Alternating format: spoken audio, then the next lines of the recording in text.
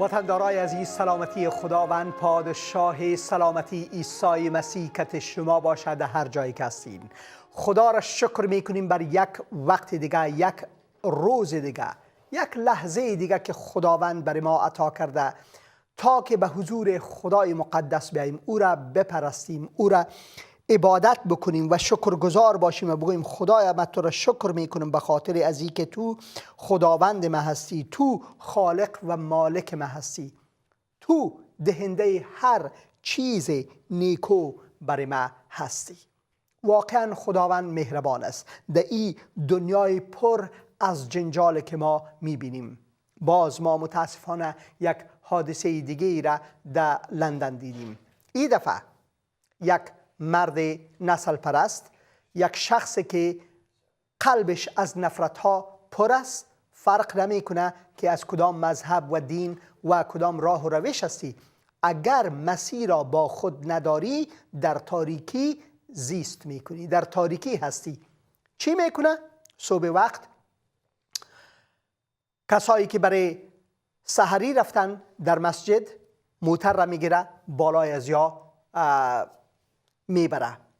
یک نفر متاسفانه کشته میشه و بسیاری ها هم زخمی. ای تو یک انسان کی به این اندازه میرسانه؟ وقتی که ما کلام مقدس خدا را میخوانیم، ما بسیار برای ما واضح است که کی هست در پشت پرده، کی هست که این کارا را میکنه. از این برنامه و از این کانال شما همیشه در مورد از این شنیدین و کلام مقدس خدا بسیار واضح است در مورد قلب انسان. قلبی که به عیسی مسیح بر نگشته، او میتونه که تمامی اعمال زشت انجام بده. او میتونه که انتقام گیر باشه. او میتونه که یک شخص بسیار زیاد مذهبی و اما پر از نفرت برخلاف دیگه کسا باشه. او میتونه که یک شخصی باشه که بی‌بندوبار باشه، فرق نمیکنه. کلام خدا چی میگه؟ حتی یک نفر عادل نیست، کسی نیست که بفهمه و جویای خدا باشه. تمامی آدمیان از خدا رو گردانیده، همگی از راه راست دور شدند، یک نفر نیکوکار نیست. کلام مقدس خدا میگه گلوی از او مثل قبر باز است، زبان از او برای فریب دادن به کار برده میشه و لبهایشان سخنان مثل زهر مار که به هلاکت منجی شود، که به هلاکت بره، مثل از او جاری است. دهان از او پر از دشنامهای زننده و بدی است و پاهایشان برای خون ریزی تندرست. به هر جایی که میرن ویرانی و بدبختی به جا میگذارن و راه صلح و سلامتی را نشناختن. خدا ترسی به نظر از او نمیآید. بسیاری ها فکر میکنه که خدا پرستی فقط نمیست که اونمو خدایی را که من میپرستم. عیسی مسیح خداوند میگه متوجه حالتان باشین. هر راه و روش و فلسفه و مذهب و دین از ثمرش ببینین. آیا در او دین و مذهب ثمرش برای شما چی میگه؟ به کدام سمت حرکت میته؟ ثمری که ما در مسیح داریم بسیار بسیار ساده است و آسان و اما بسیار قوی است.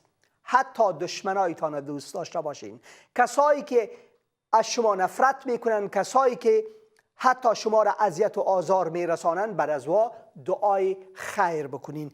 این ثمری که مسیح برای ما میده.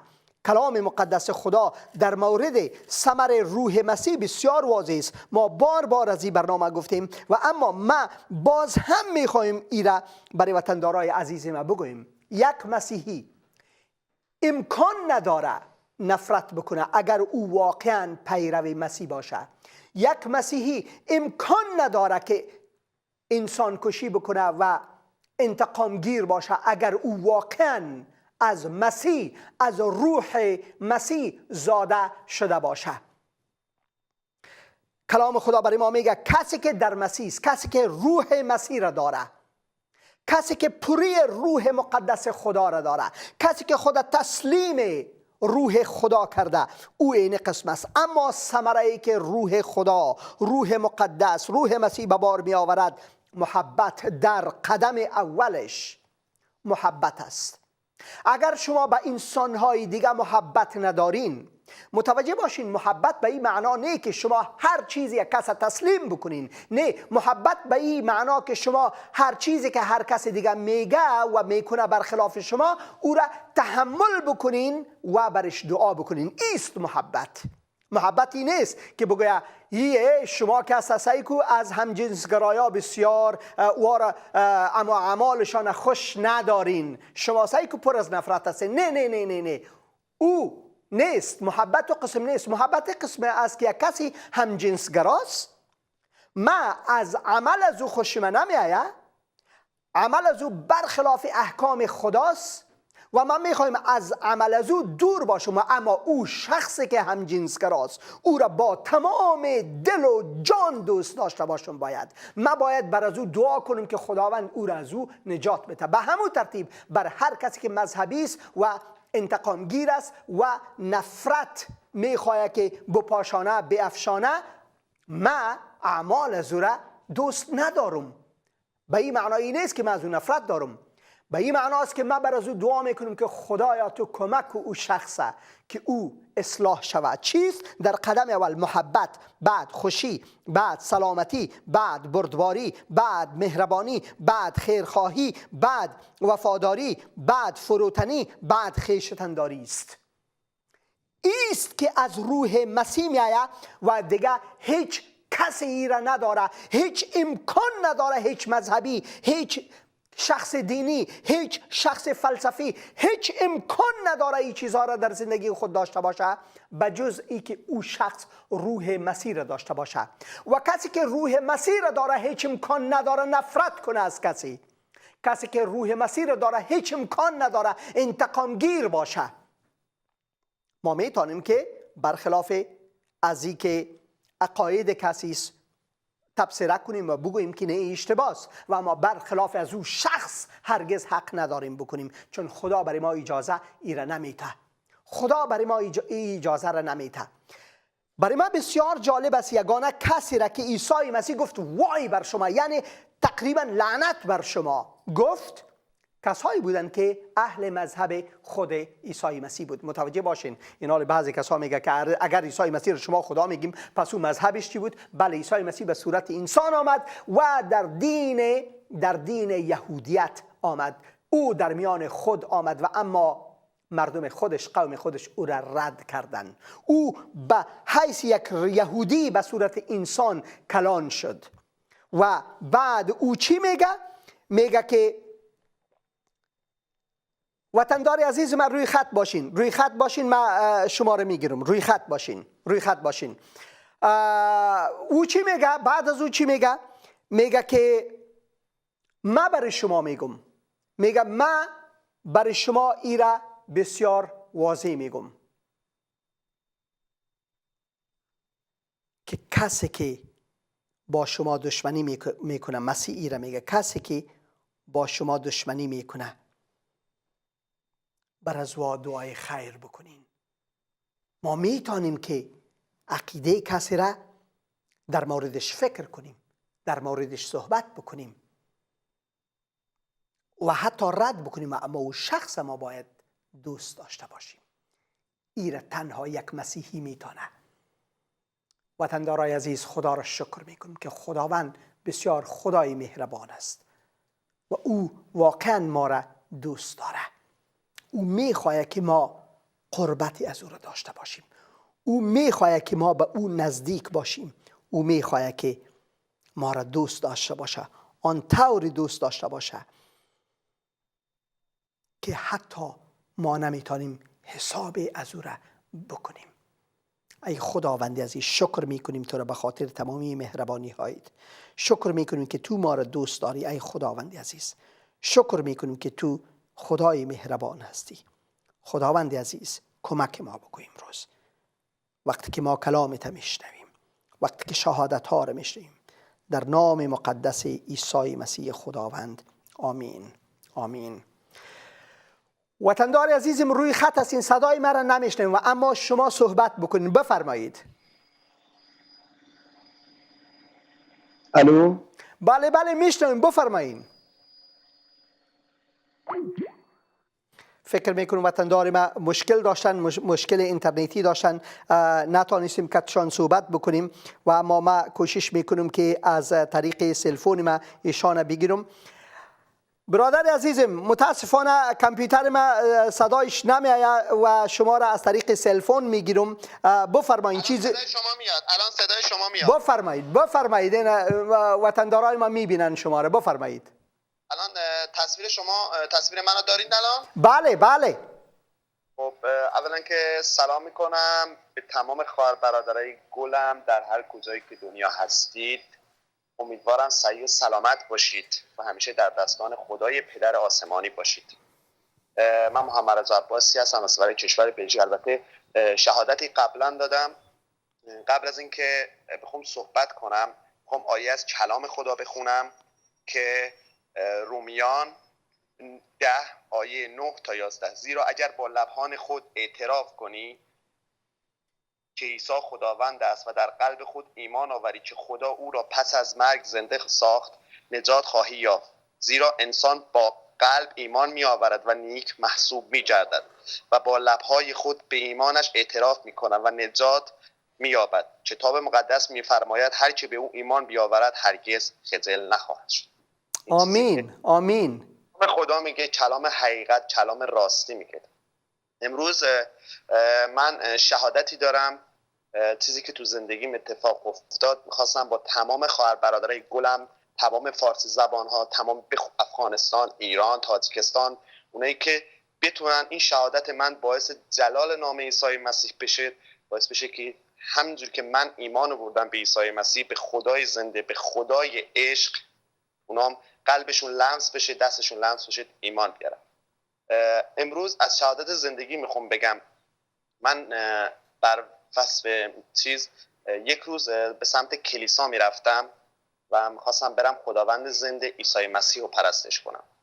خب من اون روز یک شنبه بود و قبلا کلیسا میرفتم، ولی اون روز یک کلیسای جدیدی میرفتم و داشتم میرفتم به سمت کلیسا.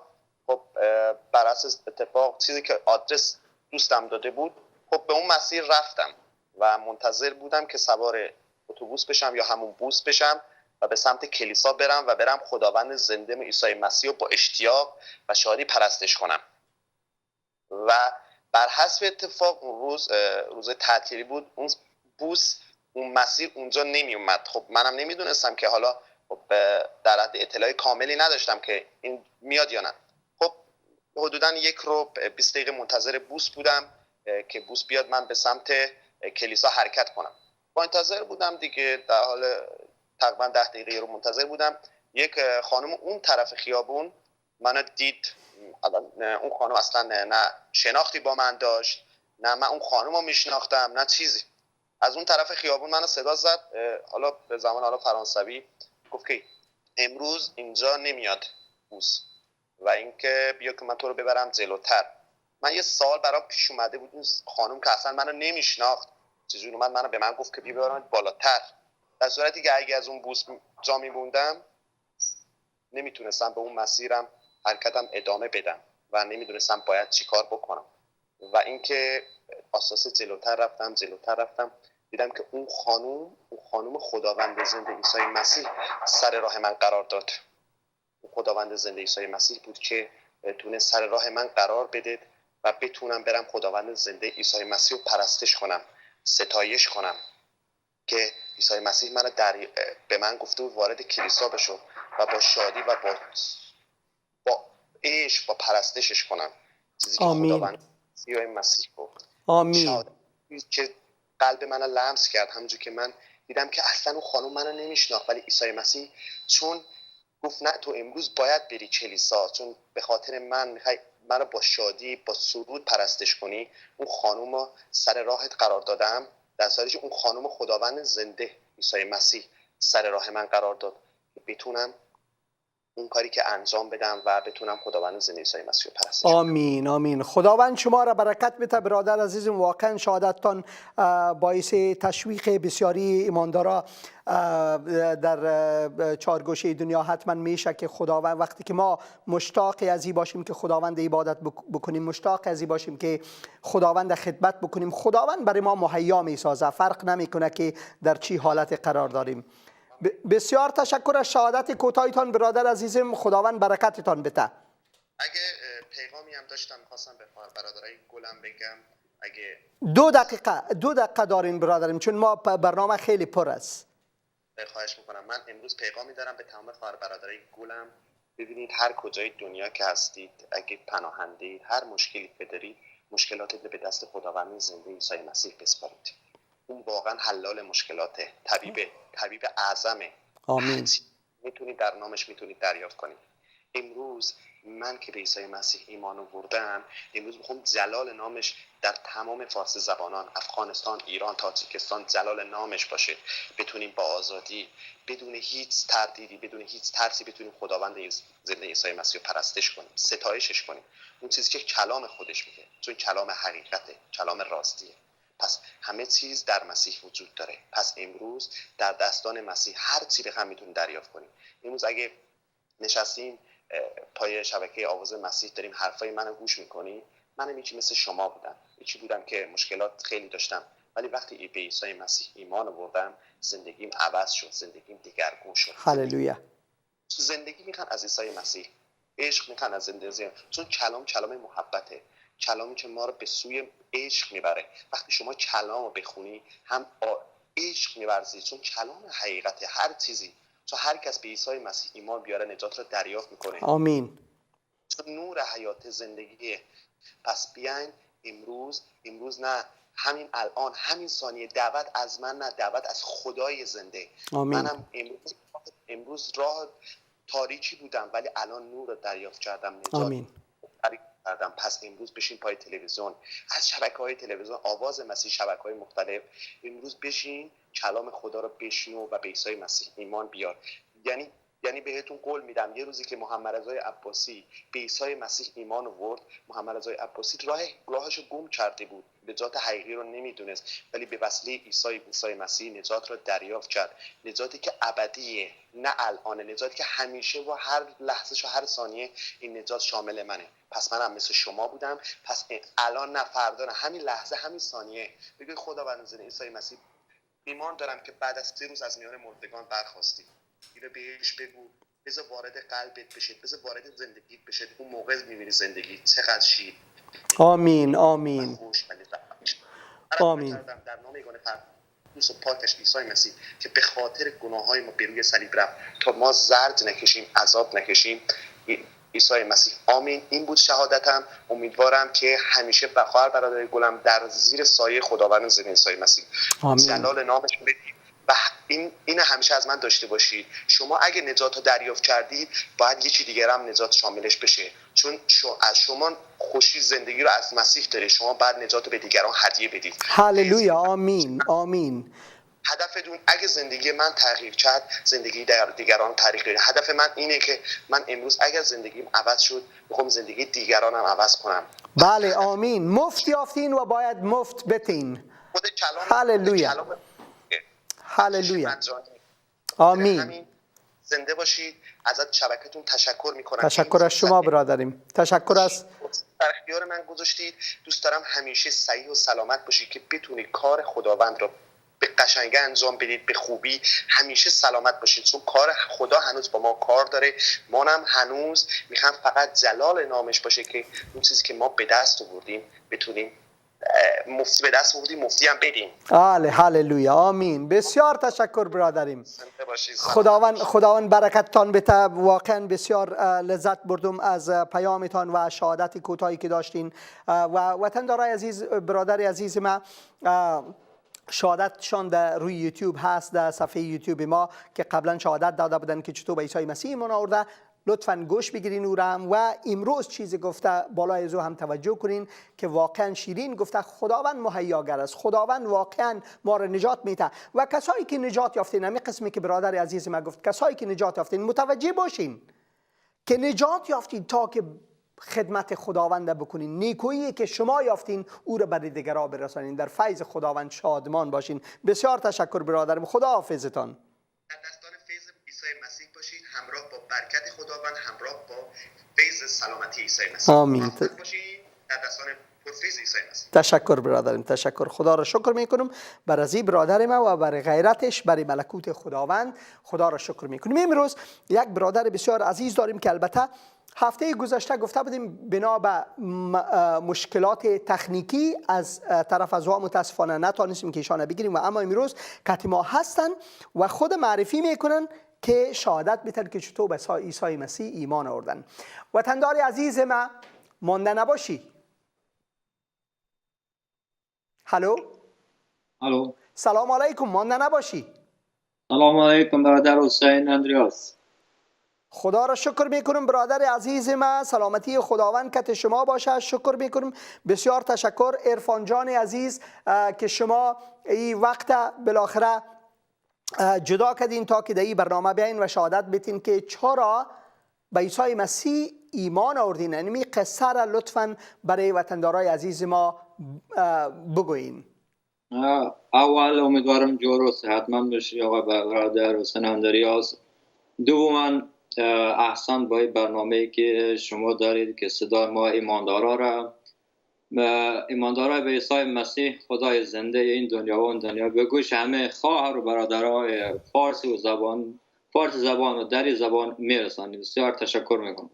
خدا را شکر میکنم برای شما برادر عزیزم. این تماما از فیض خداوند است، این تماما از محبت خداوند است. ما و هرگز لایق از این نیستم، اما خداوند است که این کارا را میکنه. برادر عزیزم تشکر از شما و برادرای عزیز دیگه ما هم هستن که شما را میدقه از طریق فیسبوک زنده میبینن. برادر متی زیا هستن و برادر مسعود جان مسیح هستن و پال پرسا و خداداد علیزاده و بسیار برادرای دیگه هستن، جاوید جان علیزاده و عارف صادقی و غیره. تمامی هستن، میبینن و میشنون. لطف کنین بگوین که چطور به عیسی مسیح ایمان آوردین. من برنامه شما را میبینم و دنبال میکنم. بسیار تشکر از این وقت که دم دادید. من 1.5 ساله که ایمان آوردم به عیسی مسیح خدای زنده این دنیا و آن دنیا. من اول خودم معرفی کنم. نام عرفان محمدی است، از افغانستان. فعلا در سویدن زندگی میکنم. مدت 3 ساله از منطقه لین شاپینگ هستم و از این رسانه میخوام شاید زندگی خود را بگویم که چگونه در عیسی مسیح خدای زنده ایمان آوردم تا راهی باشه برای کسایی که هنوز ایمان نیاوردن و هنوز باور ندارن، ایمان ندارن به عیسی مسیح ایمان بیارن، تا یک راهی باشه که اونها بتونن ایمان بیارن. آمین آمین. برادر عزیز من خدا را شکر میکنم. بفرمایید برادرم. چنان که ما در یوحنای 3 آیه 16 میخوانیم. آقای حسین اندریاس ما بخوانیم یا شما میخوانید؟ بفرمایید شما بخوانین. بخوانیم. یوحنای 3 آیه 16: زیرا خدا جهانیان را آنقدر محبت نمود که پسر یگانه خود را داد تا هر که به او ایمان بیاورد هلاک نگردد بلکه صاحب حیات جاودان گردد. آمین آمین. من شهادتم برمیگرده در 3 سال پیش.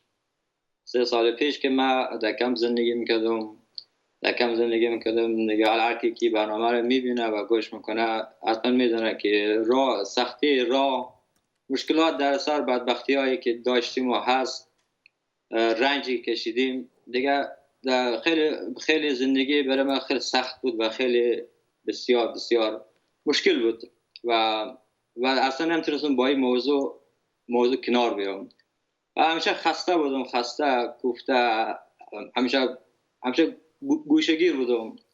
خسته از زندگی که اصلا زندگی برای من هیچی بود دیگه. اصلا باید یک جور خلاص میشدم. اصلا یک جور احساس میکردم یک بار سنگینی روی دوش ما هست که نمیتونم از پسش بر بیام دیگه. حتی فکر خودکشی هم داشتم که باید دیگه فایده نداره دیگه. دوری از پدر مادر از تو در فراغ از اونا بسیار سخت بود و بسیار بسیار حالم خراب بود. یعنی واقعا بله برادریم، بله میشنویم. کم بودم در اون کسایی که همونجا کار میکرد با اونا جنگ میکردم، اونا را داو میزدم و دیگه بسیار اذیت میکردم. بعد اونا مرا میبردن خدماتر سو شفاخانه میبردن و از شفاخانه دم گلیای آرام بخش میگرفتن و گلیای خواب میگرفتن. باز میآمدیم، باز سر ساعت اونا رو برای من می آورد که ما بخورم که آرام باشم، که جنگ نکنم یا که راحت خواب کنم.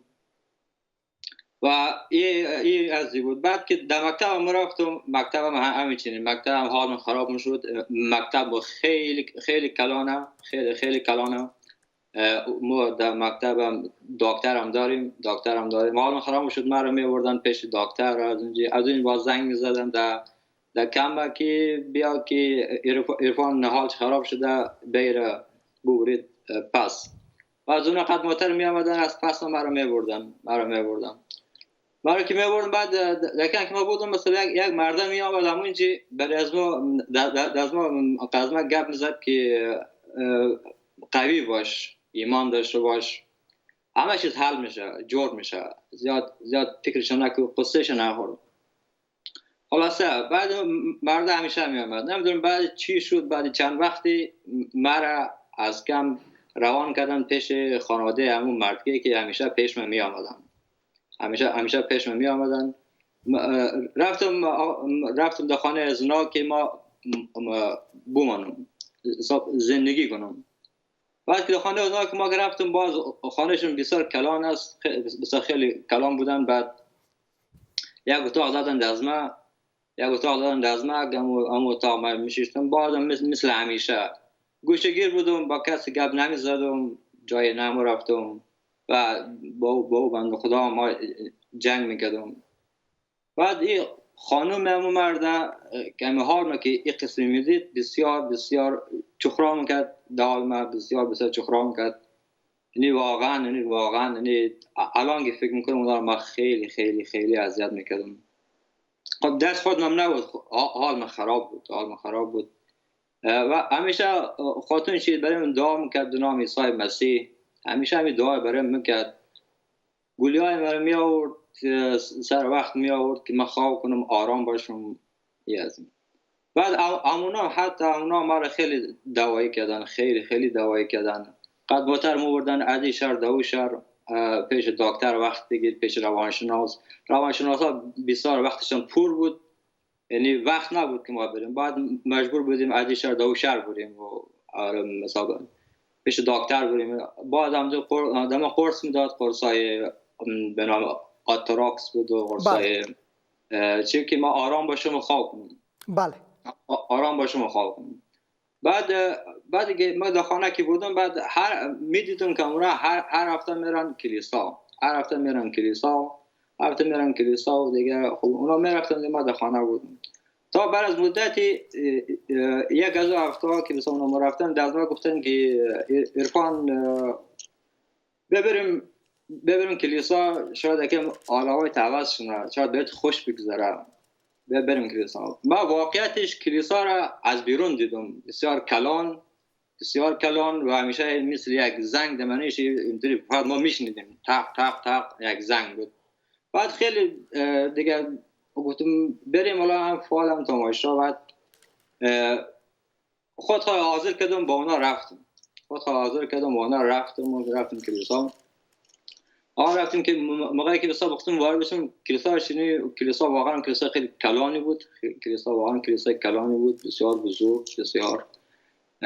حالا اصلا منش که رفتیم، وقتی که من کلیسا که میشی از شدم اصلا خیلی اصلا یک احساس خیلی راحتی، خیلی احساس خوشی، احساس گرمی.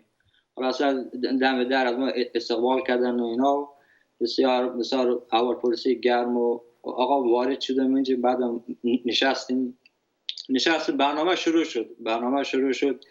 در اونجا آهنگ زدن، موسیقی بود، دعا میکردن، پیانو بود، همه چیز بود اونجا میزدن، موسیقی ترانه میخواندن، سر صدا بود. و یعنی ما که شش تا بودیم همونجا، همونا رو که نگاه میکردم گفتم با که سر صدا زیاد بود، من خیلی خیلی خیلی احساس راحتی و آروم داشتم، خیلی احساس خوشی داشتم که کاش که ما همیشه همینجا بشنم، که اصلا اونجا ما ده هیچ فکر نمی‌کردم.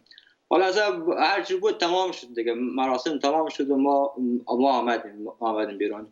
آمدیم بیرون و خلاص آمدیم بیرون. بعد تصمیم گرفتم هر هفته برم کلیسا با اونا. هر هفته تصمیم گرفتم با اونا برم کلیسا. بعد که کلیسا که ما صبح میرفتیم اینا، بعد ما خیلی کلیسا خیلی ما رفتم دیگه، کلیسا مرا میشناخت، یعنی اون طرف و کشیش مرا میشناخت و خلاصه مرا اینجا که رفتم. بعد ما از طرف کلیسا یک دانه کتاب مقدس تحفه گرفتم. بله. مقدس ما تحفه گرفتم. بعد اونا گفت اگه وقت کردی ایرا بخوان اگر رفتم. بعد ما واقعا چرا وقت میشد ما رو میخواندم.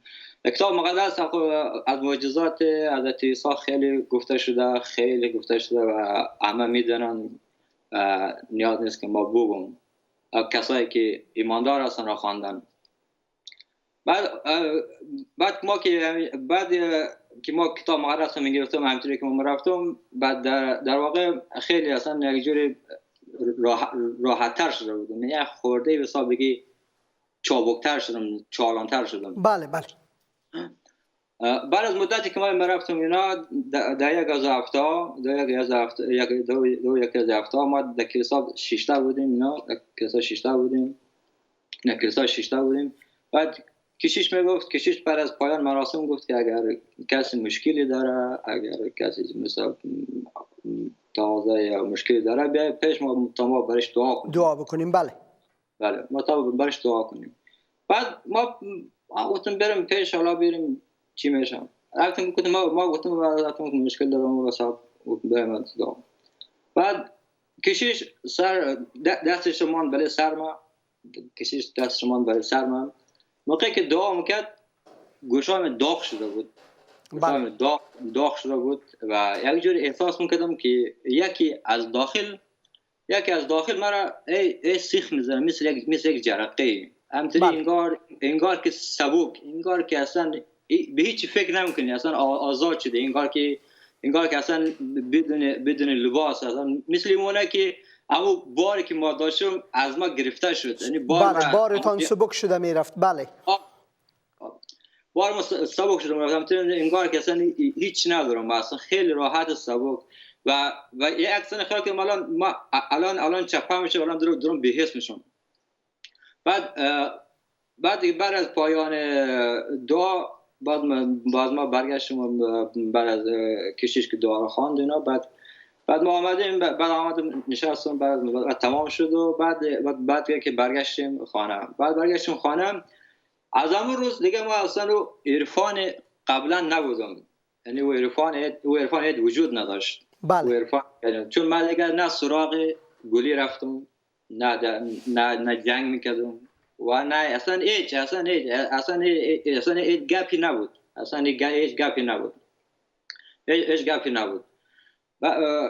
بعد که یعنی اصلا هیچ گپی نبود، چون که ما در یوحنا 3 آیه 3 تا 9 بعد من بخونم شما بخونید. از یوحنا فصل 3 از کدام آیات برادریم؟ آیه 3 تا 9. از آیه 3 تا 9 من به اجازهتان میخونم. عیسی جواب داد: به یقین بدان تا شخص از نو تولد نیابد نمیتواند پادشاهی خدا را ببیند. نیقودیموس گفت: چطور ممکن است شخص سال خورده ای از نو متولد شود؟ آیا میتواند باز به رحم مادر خود برگردد و دوباره تولد یابد؟ عیسی جواب داد: به یقین بدان که هیچ کس نمیتواند داخل پادشاهی خدا شود مگر آنکه از آب و روح تولد یابد. آنچه از جسم تولد یابد جسم است و آنچه از روح تولد یابد روح است. تعجب نکن که به تو میگویم همه باید دوباره متولد شوند. باد هر جا که بخواهد میوزد، صدای آن را میشنوی اما نمیدانی از کجا میآید و به کجا میرود. حالت کسی هم که از روح خدا متولد میشود همین طور است. نیقودیموس در جواب گفت این چطور ممکن است؟ عیسی گفت آیا تو یک معلم بزرگ اسرائیل هستی این چیزها را نمیدانی؟ بله برادر عزیزم بفرمایید. چی آیات طلایی و خوبه واقعا؟ واقعا یعنی حساب یکی بود که از معجزات عیسی مسیح بود که ما خودم حس کردم و دیدم که بر ما این معجزه رخ دادن. بله. و بعد ما که ارتباط داشتم با شرکان و مثلا ما رفتم هر هفته شرکت میکردم و کتاب مقدس میخواندم، بعد با خانواده بودم. یعنی واقعا اصلا زندگی مزه برو شده بود. همیشه با خانواده ما گفتیم میخندیدیم ایبر اوبر، اصلا کلا تمام چیزهای مثلا فرق کرده بود. درس ما، کارهای ما، ورزش ما، همه چیز ما اصلا عجیب درو شده. واقعا خدا شکر، خدا سپاسگزارم که واقعا مرا به عنوان فرزند خود قبول کرد. هللویا هللویا. یعنی امو وقتی که شما برای شما دعا کرد، اون وقت شما احساس کردین که خداوند شما را میخواد و شما بالاخره به عیسی مسیح ایمان آوردین؟ بله. بعد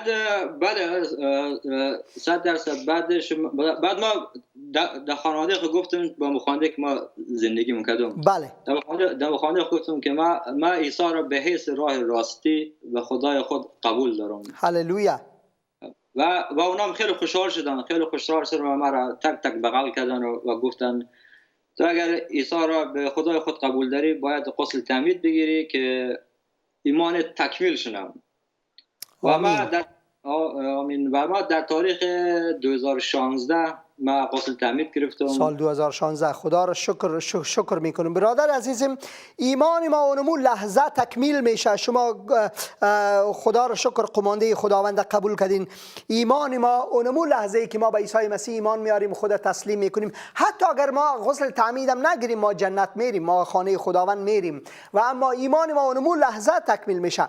و اما غسل تعمید حکمی است که ما باید انجام بدیم. خداوند برای ما حکم میکنه که ما انجام بدیم و این یک نقشه خداست بسیار عالی. وقتی که ما داخل آب میریم مثل از که ما با مسیح بمریم، وقتی که از آب بیرون میشیم مثل که با مسیح رستاخیز داشته باشیم. و خداوند کسای بسیار زیاد استفاده کرده از زندگی شما.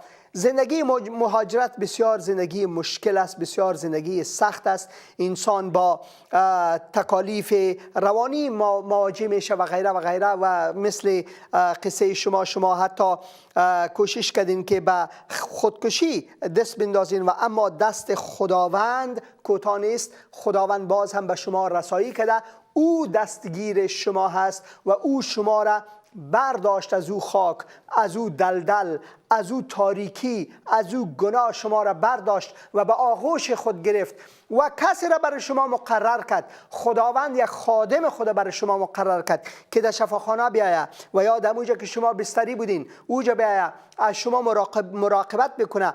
و ایره میگن عشق مسیح، ایره میگن عشق خدا، ایره میگن محبت خدا، که شما بر از او شخص کاملا بیگانه بودین و اما حتی عریضه دادن که شما را به خانه خود ببره، با ای که شما حتی آگاهی نداشتین، خبر نداشتین و از شما تیمارداری بکنه، از شما مراقبت بکنه، شما را دوایتان بته، دارویتان بته و بر شما را پیش دکترها ببره و در دیگه جایا ببره و تعلیم کتاب مقدس خدا را برای شما بته تا که شما در کلام خدا رشد کنین و بالاخره به عیسی مسیح ایمان بیارین. این داستان عشق خداست که ما باید درک بکنیم. عرفان جان واقعا شیرین گفتین، واقعا خداوند شما را برکت داده و شکر میکنیم که شما نجات یافتین. ما در آخر برای شما دعا میکنم، اما قبل از اینکه ما برای شما دعا بکنم و از وطندارای عزیز خود، از برادرها و خوارای خود خواهش کنم که کتیمه هم کلام شوند در این دعا، خواهش میکنم که بگوین اگر شما پیامی برای وطندارای عزیز ما دارین که چی بکنن، بعد از اون ما برای شما دعا میکنم. بفرمایید برادر عزیزم.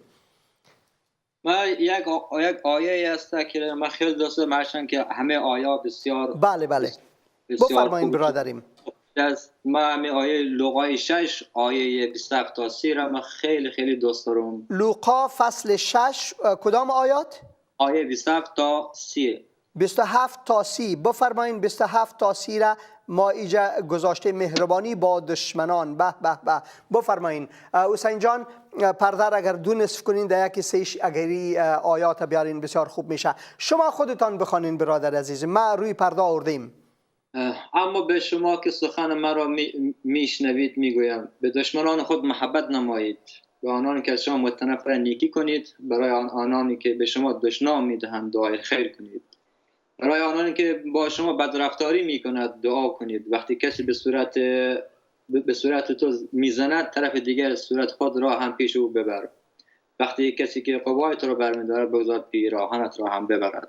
این یعنی بخشش. یک خیلی خیلی خیلی آیه بسیار خوبش است که من خیلی را خوش دارم، که واقعا بخشش یک چیزی است که دیگه اسمش روشه دیگه، ما دیگه توضیح نمیدونم. بخشش واضح است، این کلام بسیار واضح است. کلام خدا در اینجا بسیار واضح است که ما مسیحیا خداوند ما را در اینجا برای چی گذاشته؟ برای از که مردم را محبت کنیم، حتی کسایی که به گونه ما میزنه وار محبت کنیم. چی آیت اطلاعی ما قبل از اینکه برنامه شروع شود، ما در مورد از این مشکلاتی که فی الحال در دنیای خود داریم که یکی موتر بالای مردم میرانه و دیگه او صاحب مردم رگبار میکنه و دیگه او صاحب مردم انتحاری میکنه و میکشه و غیره و غیره، و در تمامی لابلای تمامی از این چیزها برای ما مسیحیان خداوند حکم بسیار مهمتر و عالیتر از همه چیز دیگه میته چیست؟ اما به شما میگویم که سخن ما را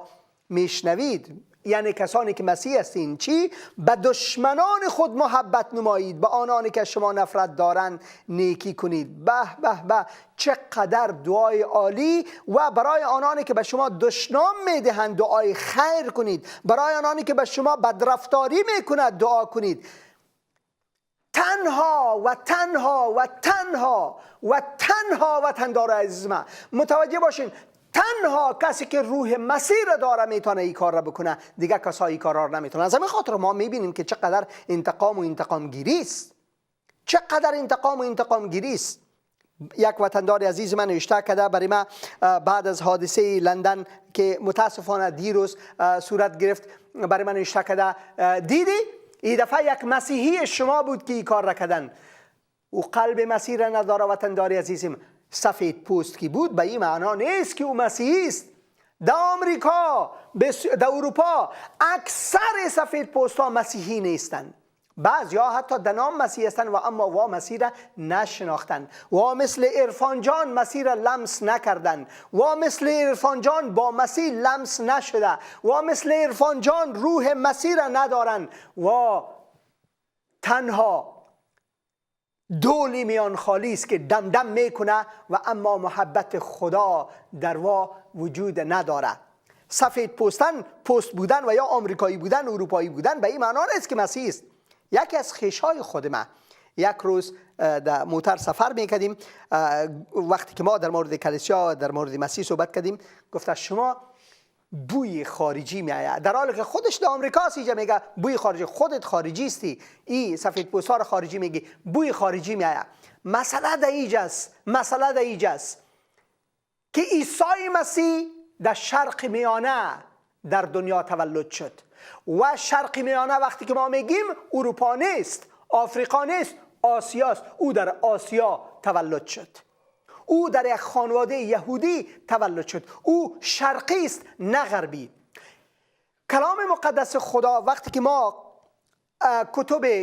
خطهایی که پولس رسول نوشته کرده از روح خدا به یاری روح خدا، و وقتی که ما در مورد کلام خدا میخوانیم از آسیا مسیحیت بیرون شده به چین، به هند، به ایران و به اروپا، به هر جای رفته.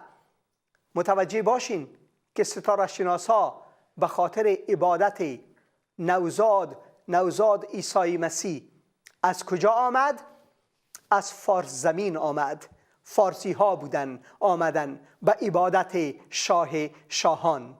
پیام کلام مقدس خدا برای هر کسی است و من برای شما میگم چی سفید پوست باشه، چی سیاه پوست باشه، چی کس خود مسیحی بگیره، چی مسلمان باشه، چی از هنود باشن، چی ایتیست باشن، هر کی باشن تا که به مسیح ایمان نیارن ثمر روح مسیح را ندارن، از وا نفرت میباره همیشه. فرق نداره که چقدر خدا صلحجو و سخی بدانند، باز هم به همون ترتیب هستند. و اما یک شاگرد مسیح، یک پیرو مسیح، محبت خدا را همیشه اعلام میکنه، از کسی نفرت نمیکنه و انتقامگیر نیست. و چه قسم است؟ اونما قسمی که عرفان جان شما این آیات خواندین و ما میخوایم که یک بار دیگه هم شما این آیات بخوانین، لطف کنین. از لوقا فصل 6 آیت 27 یک بار دیگه هم ما میخوایم از زبان شما وطندارای ما بشنون. بعد از او براتون دعا میکنیم. برادر عزیزم بفرمایین. بسیار تشکر. اما به شما که سخن مرا میشنوید میگویم، به دشمنان خود محبت نمایید، با آنانی که شما متنفرند نیکی کنید، برای آنانی که به شما دشنام میدهند دعای خیر کنید، برای آنانی که با شما بدرفتاری میکنند دعا کنید. وقتی کسی به صورت تو میزند، طرف دیگر صورت خود را هم پیش او ببر. وقتی کسی قبای تو را برمیدارد، بگذار پیراهنت را هم ببرد. آمین آمین آمین. ای خداوند عزیز، شکر میکنیم که تو ما را به این دعوت کردی که ما انسانها را محبت کنیم، تمامی انسانها را، حتی دشمنای خدا محبت بکنیم، حتی کسایی که ای خداوند دشنام میزن، کسایی که برای ما بدی میکنه، بر از وان نیکی کنیم. خدایا شکر میکنیم که بر از ما را خواستی. شکر میکنیم برای از این برادر عزیز ما عرفان جان که امروز تو را وقت دادی. ای خداوند، کانال محبت و یا ای آواز مسیح وقت نداده، تو وقت دادی برادر مرا که بیاید و شهادت بده. ای خداوند بیاید و بگوید که من فرزند خداستم. این برادر مرا برکت بده. خدای دعا میکنیم که لمس کنی برادر عزیز مرا، که رشد کنه در کلام تو، در ایمان مسیحی خود. بگذار که او چراغ باشه برای مردم، نور تو باشه برای مردم. خانواده‌اش، دوستایش، تمامیشان برکت بده. آمین. ای خداوند عزیز، دعا میکنم بر از او مرد و زن خدا پرستی که این برادر عزیز مرا به آغوش خود گرفتن، وار برکت بتی. برکتشان بتی، امو کلیسیایشان، امو اجتماعشان، شهرشان، کشورشان برکت بتی. در نام مقدس خداوند ما، منجی ما، عیسی مسیح. آمین آمین آمین. خدا را شکر میکنیم. برادر عزیزم بسیار تشکر که تشریف آوردین و شهادت دادین. واقعا لذت بردم. یک گپ دیگه هم داشت. بفرمایین. من یک غزنیچی هستم از ولایت قشنگ غزنی و در آخر برنامه یک پیشنهاد دارم برای ایماندارا و کسایی که ایمان نیاوردن و هنوز باور ندارن که عیسی مسیح زنده است، که تا راه باشه که ایمان بیارن. هللویا. همین کتاب همه میشناسن، یا کسایی که نمیشناسن هم ما پیشنهاد میکنم یک پره امی را بخوانن. یک پره این کتاب در هر زبانی هست، در معنی نت، در معنی شریکان، کتابخانه، همه جا هست. این کتاب بخوانید، حتما ایمان میارید و زندگی شما را حتما تغییر خواهد داد. آمین آمین. واقعا خدا را شکر میکنم. بعضی وقتا وطندارای عزیز ما میگه که در پیش روی کتابا چیست؟ تمامش کتاب مقدس است، به جز ای که از جاش مکدال است که در مورد ایمان مسیح البته صحبت میکنه. پشتو، هزارگی، دری، فارسی، هندی، اردو کتاب مقدس پیش ما است و کتاب مقدس به هر زبان خدا را شکر است موجود است و خدا را شکر میکنیم. بسیار بسیار تشکر عرفان جان. در برکت و فیض خداوند باشی. بسیار تشکر همچنین که مرا این فرصت در اختیار ما قرار دادید. خدا را شکر میکنیم بر فیض خدا. بسیار تشکر. وطندارای عزیز، شما شهادت شیرین از این برادر عزیز مرا شنیدین و با ایمان و با قوت شهادت میدادن، با قوت عیسی مسیح شهادت میدادن. خدا را شکر میکنم برای برادرای عزیز ما. مسعود جان نوشتن میکنن که برادر اندریاس امیدوارم مرا هم در جمع دعایت نزد خداوند ما عیسی مسیح نیایش کنی. برادر عزیز ما، حتما خداوند عزیز دعا میکنیم برای مسعود جان که برکتشان بدی. اگر مشکل دارن خدای مشکلشان حل بسازه. خداوند عزیز خدا را شکر میکنیم برای برادرها و وطندارای عزیز ما. و خداداد علیزاده وطن وطندار عزیز من نوشته میکنیم دقیقاً درسته. اگر خوب توجه داشته باشیم لحظه به لحظه زندگی ما پر از معجزه های خداوند است.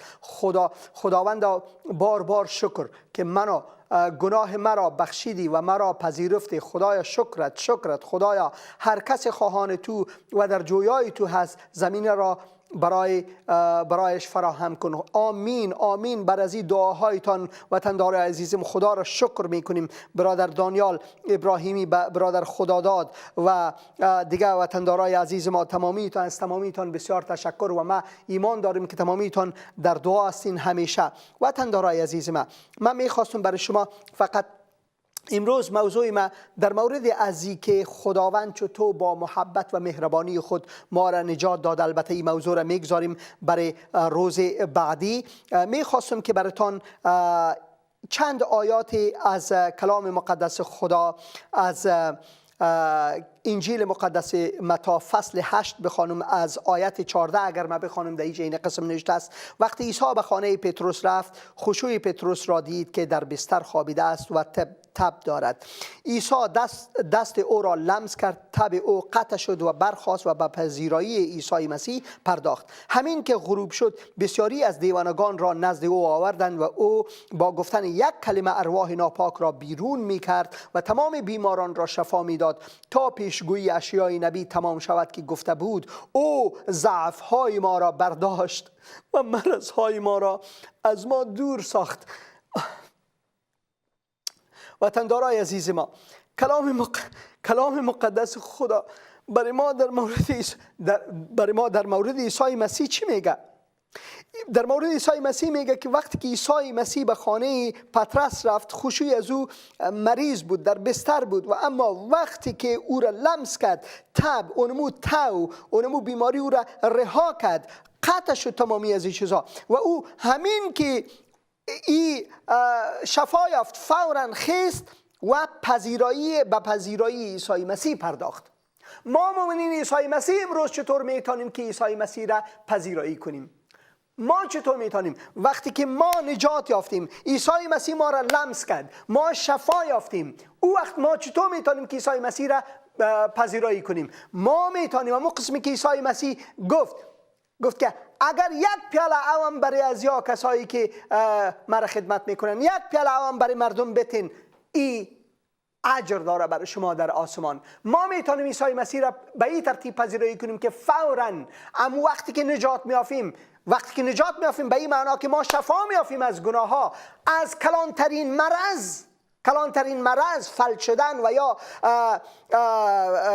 سرطان و یا جگردردی و این چیزا نیست. کلانترین مرض انسان گناه است. وقتی که خداوند ما را نجات میده از او، ما فوراً به پذیرایی عیسی مسیح بیرون شویم و او چیست که بریم اینمی رو اعلام کنیم برای مردم هم بگوییم که عیسی مسیح برای ما چه کرده، خداوند برای ما چه کرده. اما قسمی که عرفان جان امروز بخش کرد، اما قسمی که برادر عزیز ما بخش کرد که خداوند چطور او را نجات داد و او آله بدون ترس اعلام میکنه که کتاب مقدس بخوانین، چرا که تمامی حل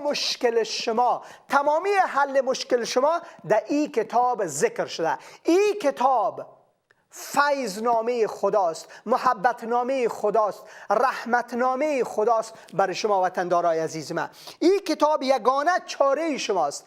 بخوانین و ببینین که خداوند ما واقعا نیکوست. و ما میخوانیم که همین که غروب شد بسیاری از دیوانگان را نزد او آوردند و او با گفتن یک کلمه ارواح ناپاک را بیرون میکرد و تمام بیماران را شفا میداد تا پیشگویی اشیای نبی تمام شود که گفته بود چی؟ او ضعف‌های ما را برداشت و مرض‌های ما را از ما دور ساخت. عیسی مسیح میتونه ضعف‌های شما را برداره و مرض‌های شما را شفا بده. عیسی مسیح یگانه کسی است که این کار را میتونه. او میتونه که زندگی شما را کاملا دگرگون کنه و شما انسان‌های نو بسازه. ایست عیسی مسیح و وعده کلام عیسی مسیح، وعده کلام مقدس خدا، وعده کتاب مقدس خدا. وطندارای عزیز، فقط با سادگی ای خداوند، من اقرار میکنم که گناهکار هستم. من نمیتونم خود نجات بتم. شکر میکنم که عیسی مسیح آمد به خاطر من، کفاره گناهان من را بر صلیب پرداخت. او مرد، او خون خود ریخت، خون بهای آزادی من شد، دفن شد، در روز سوم از مردگان برخاست. من ایمان دارم ای خداوند، ای عیسی مسیح داخل قلب ما بیا، سرور سلامتی ما باش، خداوند ما باش، نجاتگر ما باش، در نام مقدس عیسی مسیح آمین. این قدر اقرار ساده ایتان شما را مقبول خدا می سازه و کلام خدا را بخوانین، بچشید و ببینید که خداوند نیکوست. در فیض خداوند شادمان باشین و خداوند برکات خودش شامل زندگی شما بکنه. در نام مقدس عیسی مسیح آمین.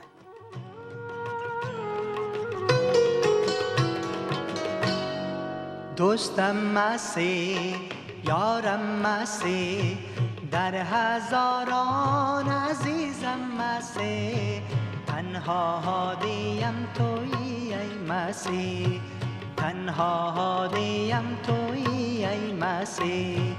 دوستم مسیح، یارم مسیح، در هزاران عزیزم مسیح.